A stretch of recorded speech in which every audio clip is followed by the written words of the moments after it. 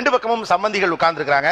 எந்த வளமையை செய்யவில்லை என்று உங்களுக்கு உங்கள் சம்பந்தி மீது வருத்தம் கேக்குறான்ல சொல்லுவோம்ல சார் குழந்தை பிறந்து சார் சீமந்தம் பண்ணிட்டு போனாங்க. நாங்க போய் நடுவில் போய் பாத்துட்டு வந்தோம். அப்புறம் குழந்தை பிறந்து 7 மாசம் வரைக்கும் வீட்டுல வச்சிருந்தாங்க. ஏண்டா அதான்டா ரூல்ஸ். சரிம்மா 7ஆம் மாசம் வீட்டுக்கு அமுத்தி வைங்க வந்துட்டு போறேன் அப்படின்னு சொன்னதுக்கு இல்ல 9ஆம் மாசம் ஆகட்டும் நாங்க.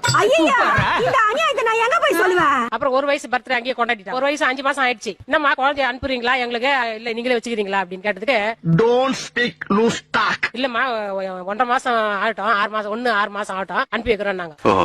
என்ன ஓஹோ சரி நான் சொல்லிட்டு 2 வயசு ஆயிடுச்சு சார் இன்னும் அனுப்பவே இல்லை சார் அங்கேயே வச்சுக்கிறாங்க. இந்த அநியாயத்தை கேட்டு நீ நியாயத்தை சொல்லு தம்பி நீங்களே சொல்லுங்க. அவங்க சொல்றது அவங்க 2ஆம் சம்பந்தி பத்தி சொல்லிட்டு இருக்காங்க. நான் மொத சம்பந்தி. ஐயோ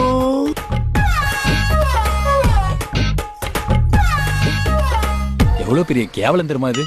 ஐயோ இவடா பாவம் இந்த மாதிரி ஆயிப்போச்சு. அப்படி இவங்க என்ன பதில் சொல்ல போறாங்களா நினைச்சேன் நான்.